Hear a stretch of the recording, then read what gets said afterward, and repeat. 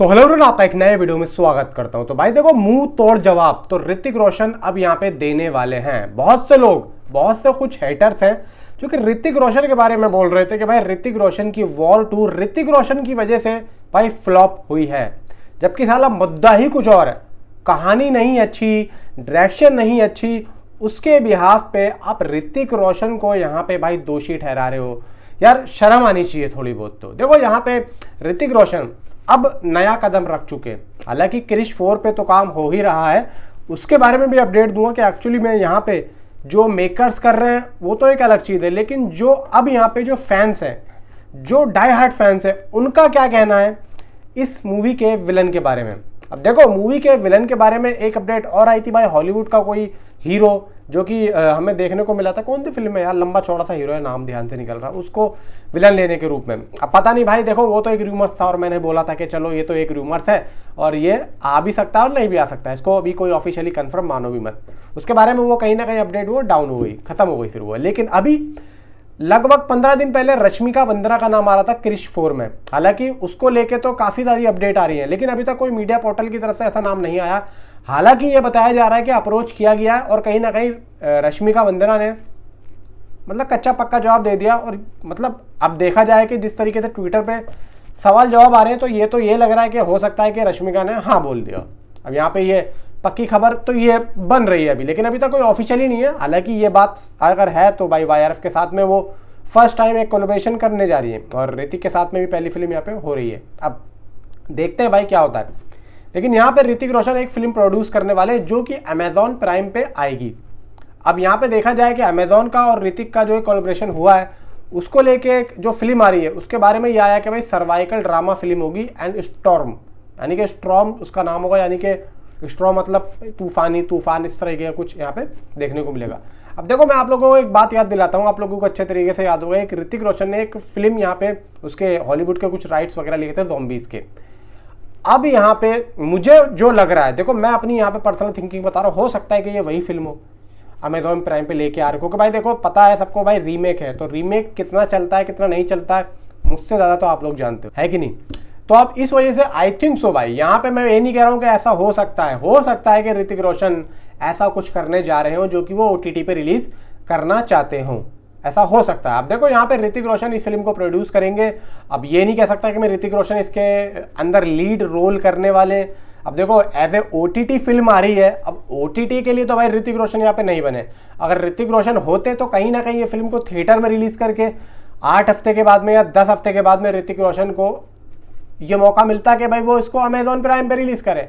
अब यहाँ पे हो सकता है कि अमेजॉन और ऋतिक रोशन दोनों साथ में मिलके पैसा लगा रहे हो और वो अब अमेजॉन पे रिलीज करो। जैसे कि अभी नेटफ्लिक्स ने सनी पाजी की एक फिल्म अनाउंस की है जिसमें उसका नाम आ रहा है टाइटन इक्का, जिसमें अक्षय खन्ना भी है। वो प्रॉपर नेटफ्लिक्स के ऊपर ही रिलीज होगी और नेटफ्लिक्स ही पैसा लगा रहा है, जिसमें कि सिद्धार्थ P मल्होत्रा जो है भाई डायरेक्शन देंगे।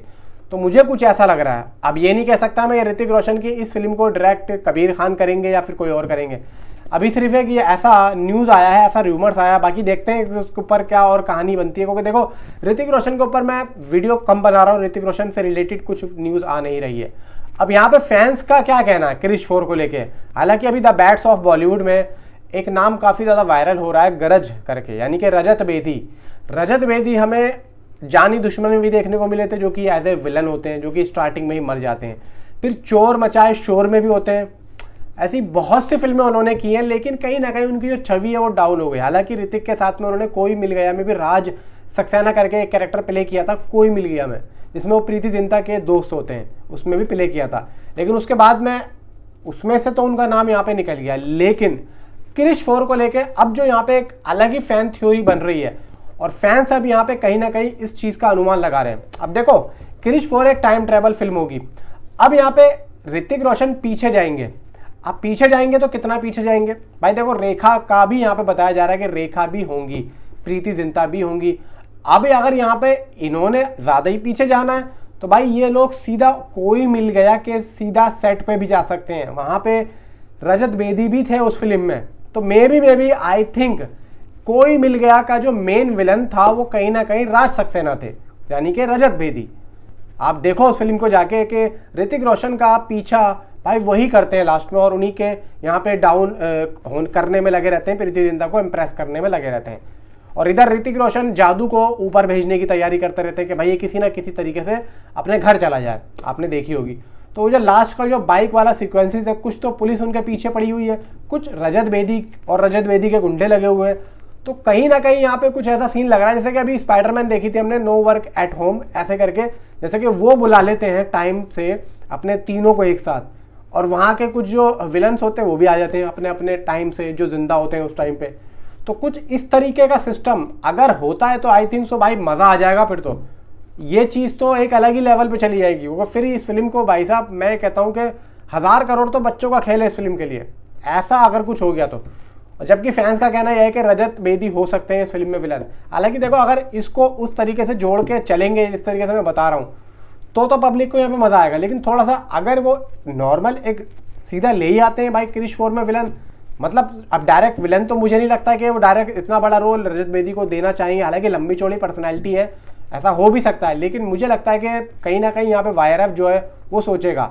हालांकि देखो रजत बेदी ने द बैट्स ऑफ बॉलीवुड में बहुत अच्छा काम किया था, ऐसी बात नहीं है, काम अच्छा करते हैं, लेकिन बस ये है कि काम नहीं मिल पा रहा था। अब हो सकता है कि मे भी किसी ना किसी फिल्म में उनको एक अच्छा और रोल मिल जाए, फिर उसके बाद में हाईलाइट भी हो सकते हैं। अब देखा जाए कि देखो आज के टाइम पे साउथ की फिल्मों में बहुत हाइप मिलती है, तो मे भी हो सकता है कि रजत बेदी को साउथ की फिल्मों में कोई अच्छा रोल या किसी फिल्म में एक अच्छा कैरेक्टर मिल जाए। मे भी देखते हैं क्या होता है। लेकिन भाई जो भी अपडेट थी यहाँ पे आप लोगों के लिए तो अच्छी ही होगी। Thanks for watching.